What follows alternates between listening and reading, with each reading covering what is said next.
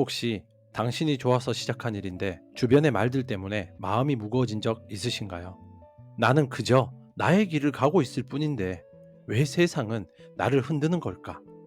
홀로 외로운 섬처럼 느껴졌던 그 밤.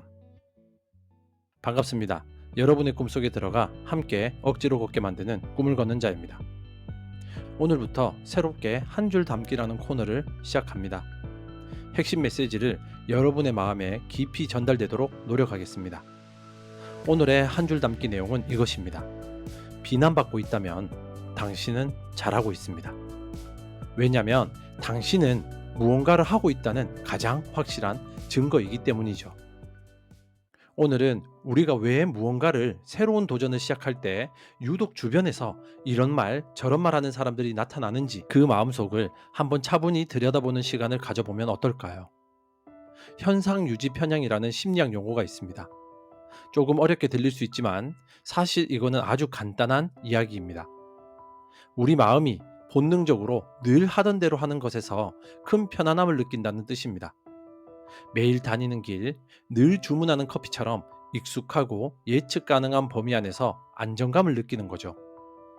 우리 모두 어느 정도는 그렇지 않나요?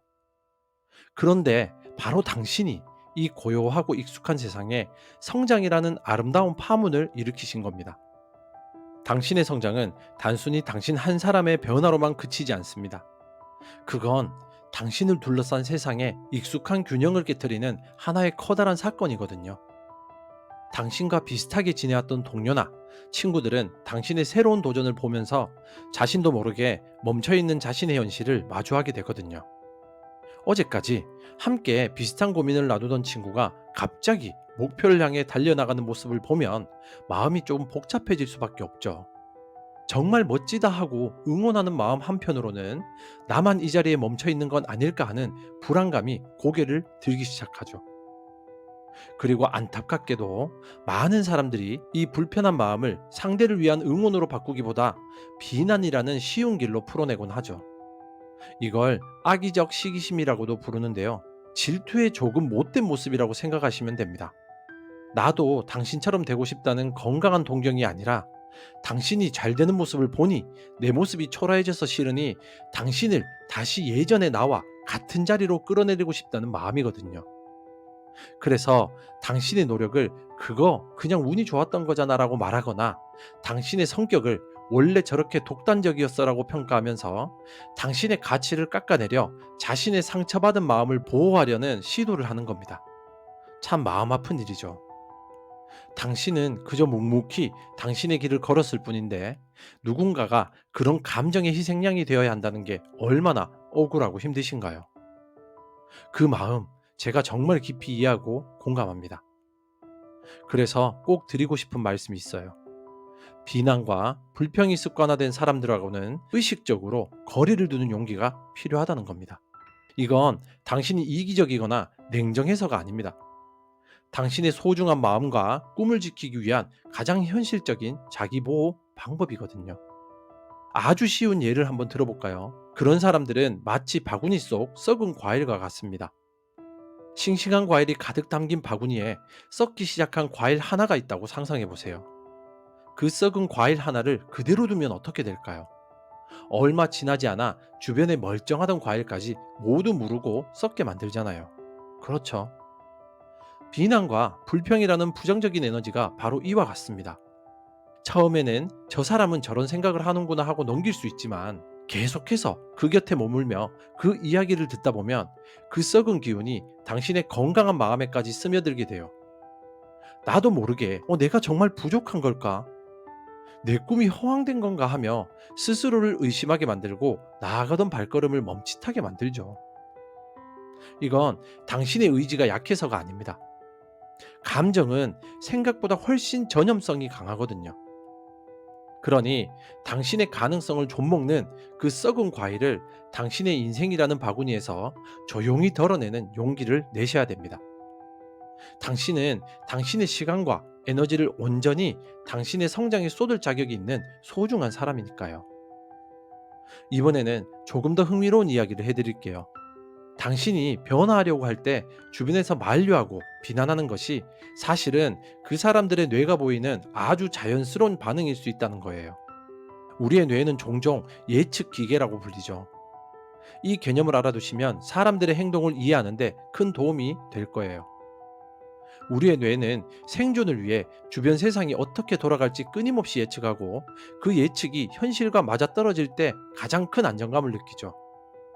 예를 들어 문고리를 잡고 돌리면 문이 열릴 거라고 예측하고 실제로 문이 열리면 뇌는 아무런 동요 없이 평온한 상태를 유지하죠. 하지만 문고리를 돌렸는데 문이 안 열리면 어떨까요? 순간 뇌에서는 왜 안 열리지? 하는 작은 혼란이 일어나죠. 이걸 예측 오류라고 부르는데 뇌는 이 예측이 빗나가는 상태를 무척이나 불편하고 불안하게 받아들인답니다. 이 원리가 놀랍게도 우리가 맺는 인간관계 속에서도 그대로 적용됩니다. 당신 주변 사람들, 가족이나 친구들의 뇌 속에는 당신이라는 사람에 대한 하나의 예측 지도가 그려져 있어요. 당신의 평소 생각, 행동 방식, 능력의 범위까지 오랜 시간 쌓인 데이터를 바탕으로 이 사람은 이런 사람이구나 하는 일종의 기준선을 만들어 둔 셈이죠. 그리고 그들은 그 예측 가능한 당신의 모습 안에서 가장 큰 편안함을 느끼죠. 그런데 어느 날, 당신이 그들의 예측 지도를 완전히 벗어나는 새로운 길을 걷기 시작합니다. 늘 안정적인 직장을 추구하던 당신이 갑자기 창업을 선언하거나 늘 남의 의견을 따르던 당신이 단호하게 자신의 목소리를 내기 시작하는 거죠. 바로 그 순간 그들의 뇌에서는 엄청난 예측 오류 경고등이 켜지는 겁니다. 마치 당신이라는 목적지를 향해 잘 가고 있던 그들의 내비게이션이 갑자기 경로를 이탈했습니다. 즉시 유턴하십시오 하고 다급하게 외치는 것과 같아요. 뇌는 이 불편한 상황을 해결해야만 하잖아요. 이때 선택지는 두 가지입니다. 하나는 자신의 예측 지도, 즉 당신에 대한 낡은 생각을 업데이트하는 겁니다. 이 사람이 이렇게 성장했구나. 내가 잘못 생각했네라고 당신의 변화를 인정하고 받아들이는 거죠. 하지만 이건 자신의 기존 판단이 틀렸음을 인정해야 하는 꽤나 많은 에너지가 필요한 어려운 과정입니다. 그래서 많은 경우 뇌는 훨씬 더 쉽고 즉각적인 두 번째 방법을 선택합니다. 바로 변화한 당신이라는 외부 현실을 자신의 낡은 예측 지도에 맞게 되돌려 놓으려는 시도죠. 당신답지 않게 왜 그래요? 괜히 힘든 길 가지 말고 하던 거나 해요와 같은 걱정 어린 비난들이 사실은 그들의 뇌가 겪는 극심한 혼란을 잠재우기 위한 본능적인 외침일 수 있다는 겁니다. 당신이 미워서라기보다 당신의 예측 불가능한 변화가 그들의 뇌를 너무나도 불편하게 만들기 때문이죠. 이 뇌과학적 원리를 조금만 이해한다면 그들의 말을 곧이곧대로 상처로 받기보다 저 사람의 뇌가 지금 혼란스럽구나 하고 한 걸음 떨어져서 바라볼 수 있는 작은 여유가 생길지도 모릅니다. 고대 철학자 아리스토텔리스는 이런 말을 남겼어요. 비난을 피하는 유일한 방법은 아무것도 하지 않고 아무것도 말하지 않으며 아무것도 되지 않는 것이다.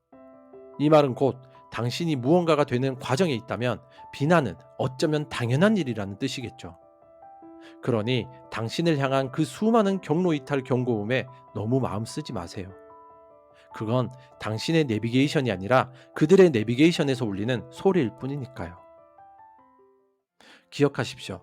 당신의 인생에서 가장 위대한 성장은 시끄러운 비난의 소리를 잠시 끄고 당신 안에 가장 조용한 가능성을 믿기로 결심하는 바로 그 순간에 이루어집니다. 당신의 꿈 곁에서 함께 조용히 걷는 꿈을 걷는 자였습니다. 감사합니다.